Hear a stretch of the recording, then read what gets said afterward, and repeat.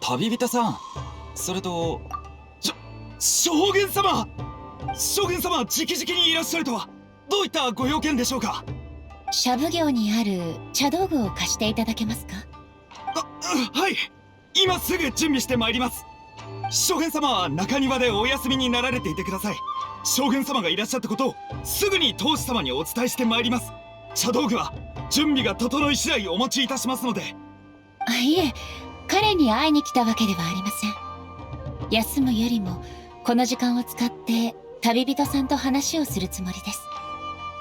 お手数ですが、茶道具の方はお任せしましたよ。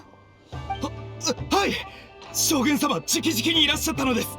最善を尽くさせていただきます。今すぐ手配してまいりますのでお待ちください。せっかく話をする機会ができたのです。私に聞きたいことが山ほどあるのではないですか？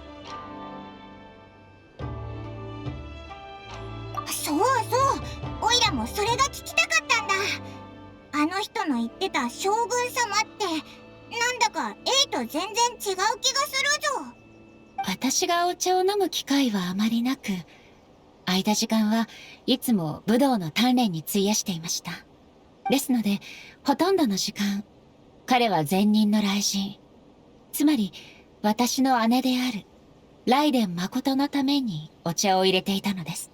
もしかすると彼は二人の将軍に気づいていたかもしれませんが、ただずっと何も知らないかのように振る舞っていました。先ほど彼が言った理念も、誠がずっと抱いていた現実に対する見方です。誠とエイの考え方ってすごく違うんだな。はい。それこそが私たちの間にある一番大きな違いでした。彼女が俗世で最も重きを置いていた考えは無双。すなわち、より良い未来への承継だったのです。似た点もありますが、少し違います。あなたが一身浄土に入ってきた時、願いを象徴する無数の星々が彼方の空で光り輝きました。それを見て、私の心は動揺してしまったのです。今思えば、彼女が正しくて、私が間違っていたのでしょう。そんなことがあったのか。誠は、私よりも遠くを見据えていました。彼女にとっての無双とは、願いよりも実体のない、抽象的な状態のことだったのでしょう。願いが指し示すことのほとんどは、特定の物質や結果です。それはそこで終わることもあれば、新たな願いにとって変わることもあります。誠が気にかけていたのは、人間に新しい願いを生じさせる原動力。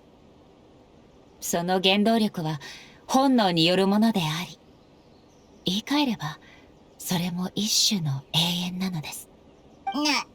何を言ってるのかわからなくなってきた。わかりやすく言うと、誠は結果を気にしなかったのです。あの時の私には、どうしても理解できませんでした。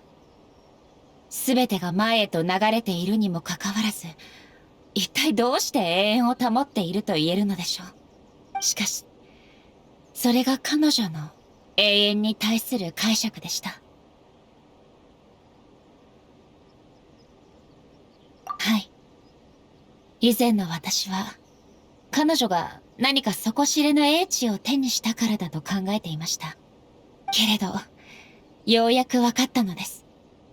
誠のその考えは、一見単純ですが、より成熟していて、先を見据えた慎重な選択であったのだと。今のエイなら誠を理解できるのか？私の過去の永遠に対する考えは、あなたたちも見届けたはずです。今の私はもう、失ったものに固執することはありません。私と彼女は分かり合えたと言えるでしょう。将軍様、茶道具を見つけてまいりました。この一式が最も将軍様にお似合いかと。ええ、とても趣のある良い品ですね。ありがとうございます。そんな将軍様からお礼を言われる日が来るなんて。将軍様は実は話の通じるお方なんだぜ。二人とも戻りましょう。あまり古山を待たせてはいけませんからね。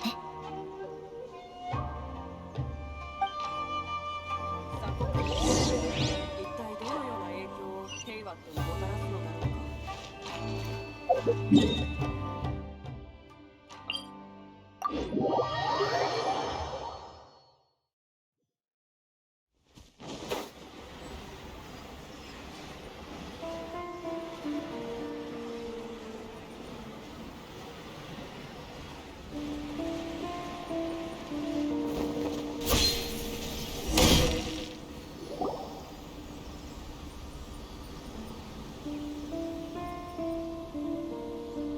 あれ、あのおじいちゃんはまさか自分で茶道具を探しに行ったのかな。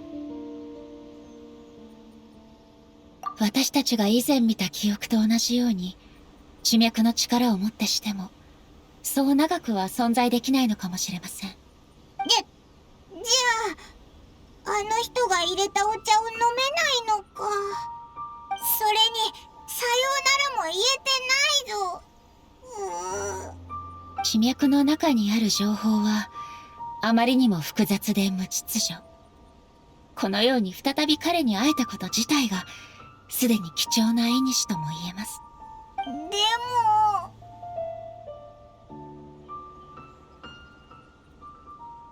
せっかく茶道具もありますし、私がお茶を入れてみましょう。私は幾度となく、古山がお茶を入れる姿を見てきました。何も問題はないはずです。できました。飲んでみてください。お茶を入れているとき、なんだか、とても複雑な気持ちになりました。どう言い表せばいいのかわからないのですが。あなたの言う通りですね。今日は私の記憶を呼び覚ますものをたくさん見ることができました。そしてたくさんの人々のことを思い出しました。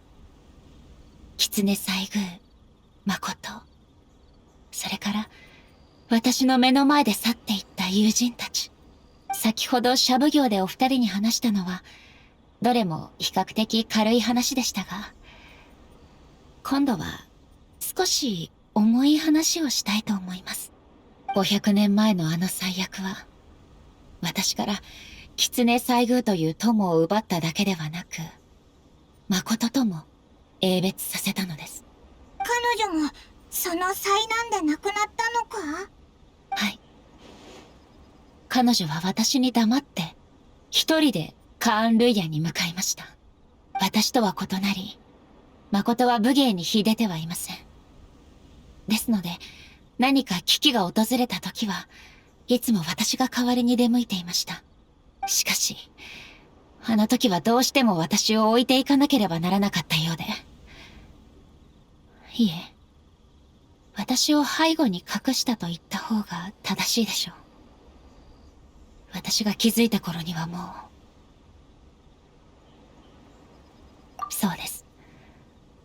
時すでに遅し、ただ次第に息が細くなっていく彼女を見ていることしかできませんでした。彼女はすでに意識を失っており、私は彼女の意識空間に入ること以外何もできなかったのです。あなたたちにとっては、あの一心浄土のような場所がそれにあたります。そこで、私たちは最後の別れをしました。同国する私は、彼女の考えを理解することも叶いませんでした。どうして、先にカーン・ルイヤにたどり着いたのが私じゃなく彼女だったのか、どうして私に言わなかったのか、まさかかばうためだったとでも言うのか。私はそこで永遠を追求すると決心したのです。その決意を示すため、私は彼女の崩壊しそうな意識空間をとどまらせ、稲妻へと持ち帰りました。そうだったのか。驚くことに稲妻へ戻ると、陽光山の頂上に巨大な桜の木が現れていました。そう、あなたたちも知る神王のことです。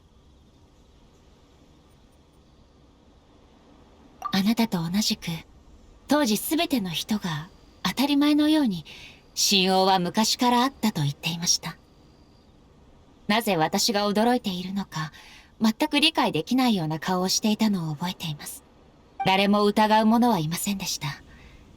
神王の存在は私の記憶と明らかに食い違いがあるのに、私だけがそれに気づけていたようなのです。結局私は、それがあの意識空間によって引き起こされた不思議な事象だと思うことにしました。神王の力を借り、私は稲妻で起きていた魔物の災いを鎮めることができました。なんだか、もうオイラが理解できるレベルの話を超えてて、ちんぷんかんぷんだぞ。ええ。彼女のこの大地と人々に対する情愛に比べれば、私もまだまだです。もともと、この過去は、もう二度と口にはしないと決めていました。決別を直視するのは、とても苦しいことですから。ですが、苦味のあるお茶を喉に通せば、甘い後味がついてきます。そろそろ、すべてを直視すべき時が来たのだと、そう思ったのです。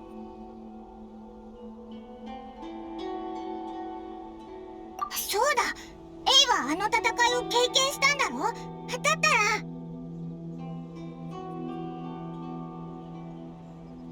妹さん。そうですね。あなたが家族を探していることは聞いていましたが、まさかその彼女もカーン・ルイヤの災いと関係が？オイラたちが知る限りでは、どうやら関係してるみたいなんだ。すみません。私もその全てを直接見たわけではありません。あそこに着いた時、凄惨な戦いはすでに終わりを迎えていました。それにあの時、私の心は完全に稲妻と親しい者たちの不幸によって埋め尽くされていましたので、おそらくあなたたちの役に立つ話はできません。そうか、残念だな。でも仕方ないか。エイにも同じように悲しい過去があったんだな。最後の一杯は茶人に捧げましょう。再び出会う機会をくれたこの運命に深い感謝を。じゃあ引き続き痕跡を追いかけようぜ。ええ。事前の調査によれば次の魔物が最後の群れとなります。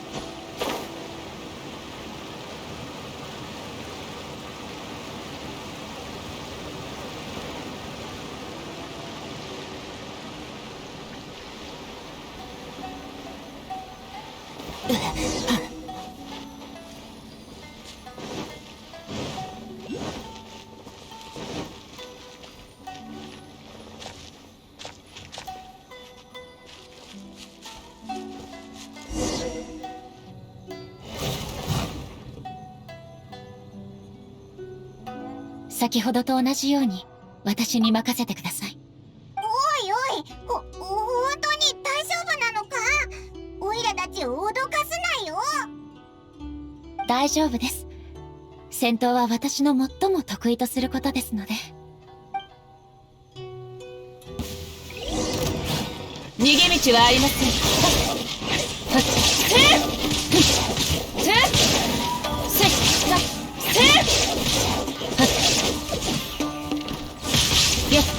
裁きの雷。大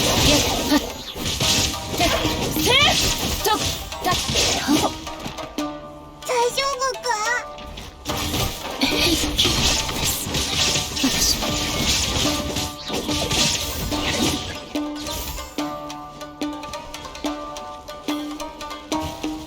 ヒュッて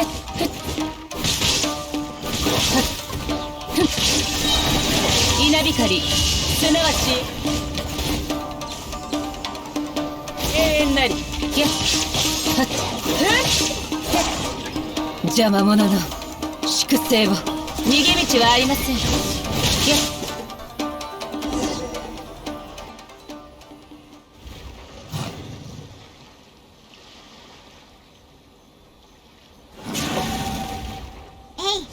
やっぱりここはオイラたちに任せろ。私はすみません。大丈夫だ。エイは後ろで休んどけ。体力を回復しとくんだ。魔物はオイラたちがやっつける。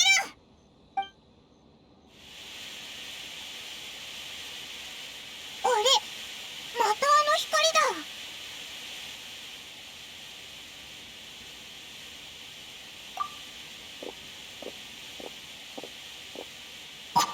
ここは一体。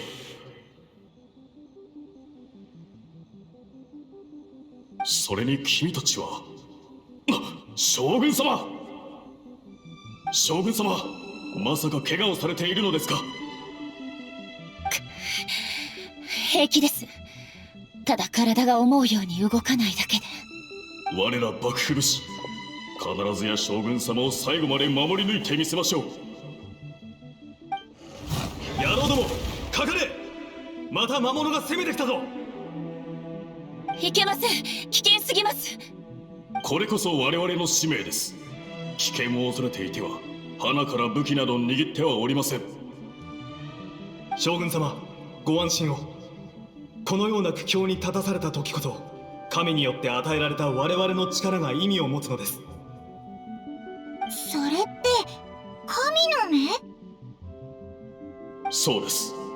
神は全能であり、人間に力を与えます。つまり我々に深い期待を寄せているということでしょう。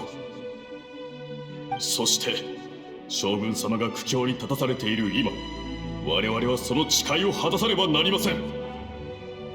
当時戦ってた人たちってどんな風に神の目のことを見てたんだろう。将軍様がどこへ行ったのか分からず、みんな絶望の淵に立たされておりました。しかし今、将軍様はここにいる。将軍様が再び皆の前に姿を見せれば、我々の心にある希望も再び燃え上がることでしょう。この希望こそ暗闇を駆け抜ける光の道しるべとなるのです。さあ皆の者、共に戦おう。オイラたちも戦うぞ。おっと、そうか。わかった。安全には気をつけろよ。将軍様をお守りしろ。断罪の名に消えるんだ。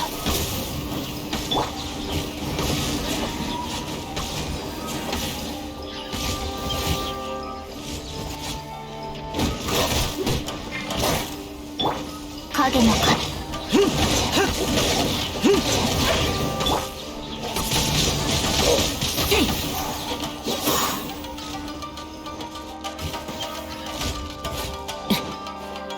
よっ。藤井。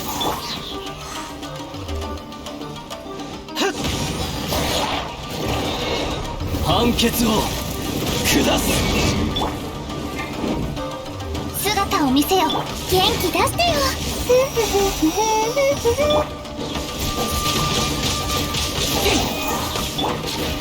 答えなさい。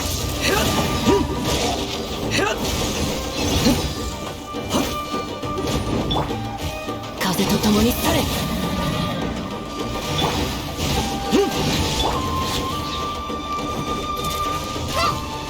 断罪の名において。火炎よ、燃やし尽くせ。夜の剣。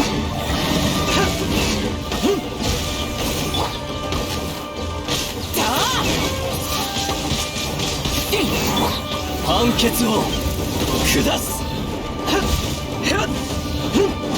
畜生。ミュージックスタート。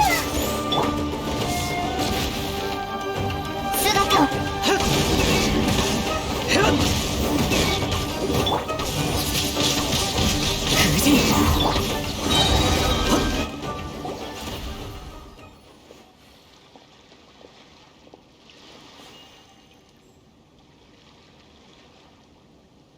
どうやら奴らの進行が止まったようだな。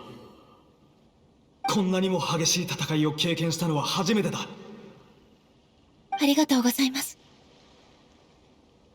俺、もう平気なのか？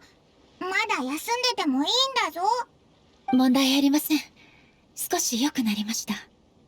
見事な手際、感服いたしました。あれら魔物は必ずまたやってくるでしょう。その時はおそらく獣域ハウンドのような小物だけではないはず。ここはすぐにでも将軍様に稲妻城へとお戻りいただき、大将の率いる軍隊と合流してもらうのが得策。それに将軍様の騎乗を目にすれば、きっと皆の士気も上がることでしょう。じゃあ、お前らはどうするんだ？我々はここに残って魔物どもの足止めをします。これ以上奴らを先に進ませるわけにもいきませんので、仲間たちと協力し合えば敵の数がどんなに多かろうと問題はありません。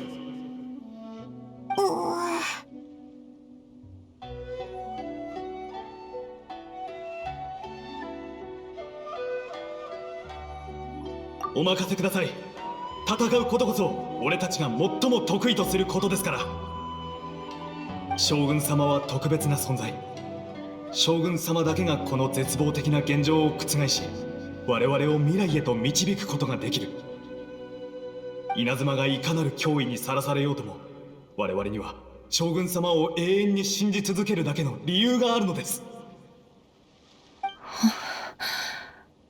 感謝いたします。あなたたちに誓いましょう。稲妻に明るい未来をもたらすことを。その約束が果たされるのは少々遅れてしまいましたが、少なくともこの瞬間からそれが守られることを保証します。将軍様のそのお言葉だけで我々はどんな困難にも立ち向かっていけます。きっとあなた様と共に稲妻が失ったものを全て取り戻してみせましょう。浄土開口せしは永遠なる鳴神なり。浄土開口せしは永遠なる鳴神なり。消えちゃったぞ。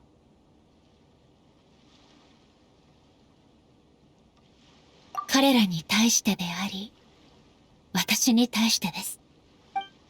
人々の犠牲は私に計り知れないほどの苦痛をもたらしました。私は彼らが自身の一切を燃やし尽くす姿と光り輝く姿を無視していたのです。その結果、何百年もの間、彼らの意志をないがしろにしてしまいました。彼らに何を言っても意味はなく、彼らは地脈の中に漂う記憶に過ぎない。たとえそうだとしても、私は彼らに、今まで私を信じて疑わなかった人々に答えなければなりません。おいら思うんだけどさ、思いに応えてくれたのがたとえ何百年後だったとしても、それでも報われたんじゃないかな。慰めてくれるのですね。ありがとうございます。しかし、これはもとより稲妻の神がやるべきことです。私は行動するのが遅すぎました。先ほどの武士が言ったように、私は戦士の担うべきことを全て引き受けていればいいとだけ思っていました。ですが、稲妻に必要なのは誠のような人物です。たとえ私と誠が全く異なっていて、永遠に彼女のようにはなれないとしても、私のやるべきことは彼女と同じであるべきなのです。ええ、強くてたくましい誇るべき存在です。人々に崇められるライデン将軍が彼らの足を引っ張ってはいけませんね。どうやら考えがまとまったみたいだな。稲妻には新たな変化と可能性があります。しかし、それと同時に時間も必要なんです。過去が私たちに残した傷跡は、未来へと至る時間の中で癒されていくことでしょう。どれほど時間を費やすことになろうとも、私はやり遂げてみせます。これは私自身が約束したことですから。獣域ハウンドを一掃した今、この件も解決へと向かうことでしょう。今のところ、奴らがこれ以上の脅威をもたらす気配はありません。原因の究明や、傷ついた神王の手当てなどについては、天領奉行か社奉行の者に対応させます。じゃあ行こう